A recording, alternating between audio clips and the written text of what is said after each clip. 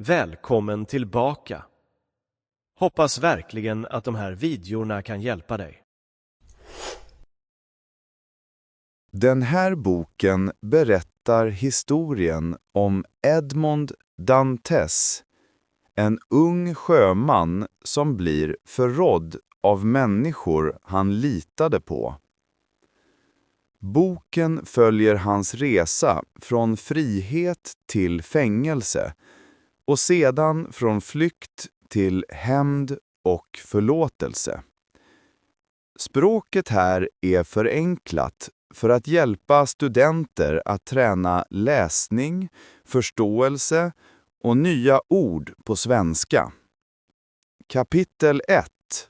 Den unge Edmund. Edmond Dantes är 19 år gammal. Han arbetar som styrman på fartyget Pharaon.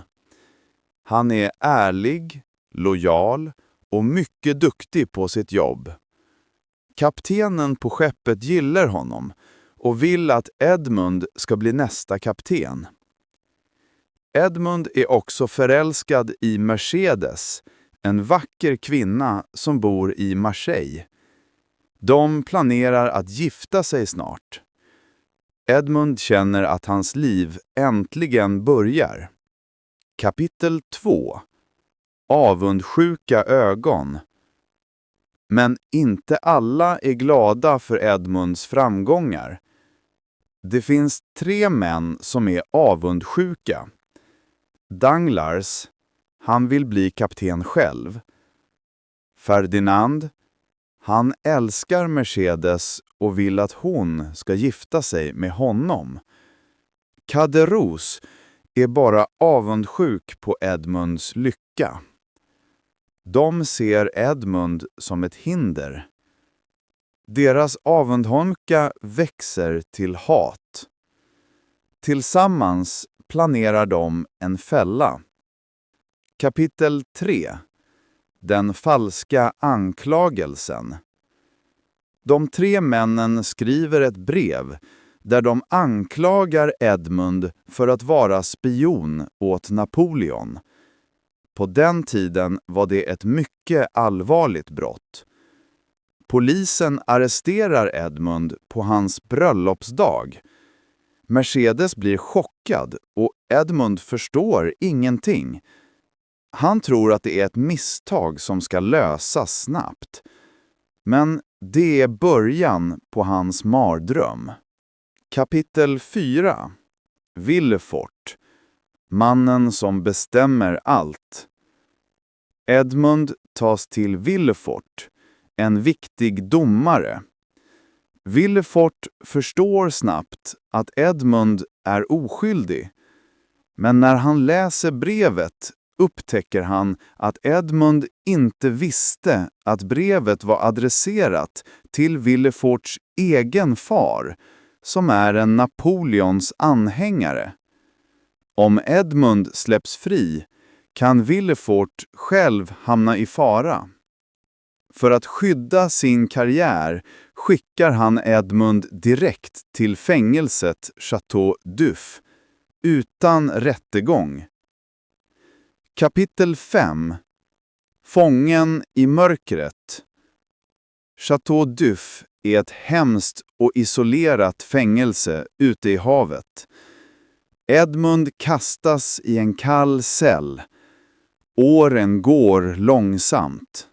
Han börjar förlora hoppet och tro på rättvisa. Han tänker på Mercedes varje dag. Han förstår inte varför han måste lida så mycket. Kapitel 6. Mötet med fader Faria. En dag hör han ljud bakom väggen. Efter flera månader lyckas han öppna en liten tunnel. Där möter han fader Faria, en äldre och klok man som varit fånge i många år. Faria blir Edmunds lärare, vän och faders figur. Han lär Edmund språk, historia, vetenskap, matematik och filosofi. Faria hjälper Edmund att förstå att han blev förrådd och tillsammans listar de vem det var som gjorde det. Kapitel 7. Hemligheten om skatten. En dag blir Faria mycket sjuk. Innan han dör berättar han en stor hemlighet för Edmond. På ön Monte Cristo finns en enorm skatt gömd. Faria ger Edmond en karta och detaljer om skatten. Efter Farias död placerar vakterna hans kropp i en säck. Edmond byter plats med kroppen och kastas i havet. Han är fri efter 14 år i fängelse. Kapitel 8. Skatten och förvandlingen. Edmond simmar till frihet och får hjälp av några sjömän. Han går sedan till ön Monte Cristo och hittar Farias skatt. Guld, juveler, mynt och skatter från olika länder. Edmond är nu en mycket rik man. Han bestämmer sig för att lämna sitt gamla jag bakom sig. Han skapar en ny identitet. Greven av Monte Cristo. Nu ska han leta upp sina fiender och sina vänner. Kapitel 9. Återkomsten till Frankrike. Ingen känner igen honom längre. Han är rik, elegant och självsäker. Först undersöker han vad som hände efter att han fängslades. Mercedes gifte sig med Ferdinand. Danglars blev bankir. Villefort blev ännu mäktigare. Edmonds far dog av sorg. Familjen Morell, som alltid varit snäll mot Edmond, är nu fattig. Edmond bestämmer sig. Hjälpa de goda. Straffa de onda. Kapitel 10. Hämndens väg. Edmond använder sin rikedom för att överslöja sanningen. Danglars. Han straffas genom att förlora sina pengar och sin makt. Ferdinand. Hans svek mot Mercedes och hans senare brott överslöjas. Hans familj lämnar honom och han förlorar allt. Villefort. Hans hemliga synder och brott kommer fram.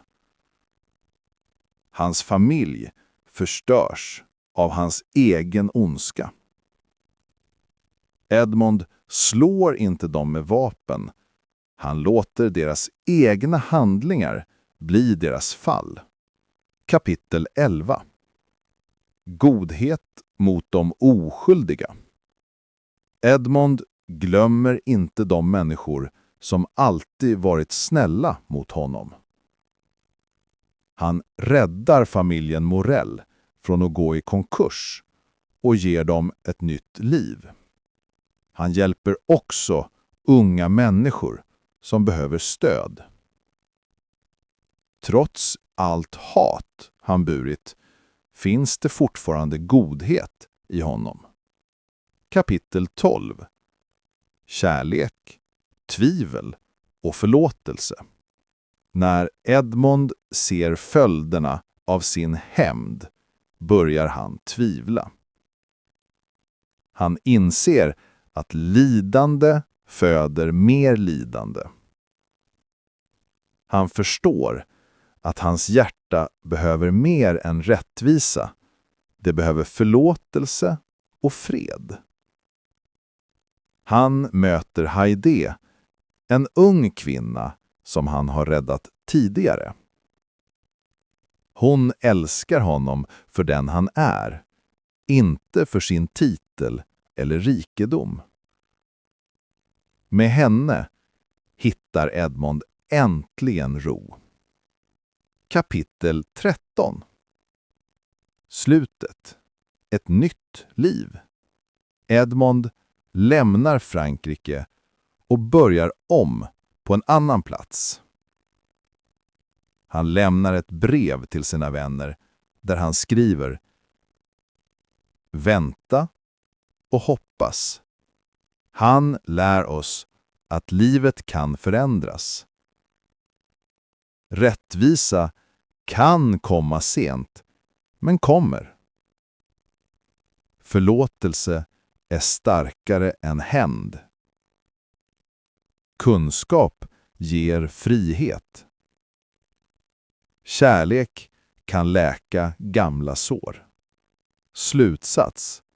Greven av Monte Cristo är berättelsen om en människas resa från oskuld till visdom, från mörker till ljus. Det är en stark historia om svek, mod, tro, rättvisa och förlåtelse. Det här lättlästa sammanfattningen hjälper studenterna att förstå boken och samtidigt förbättra sin svenska.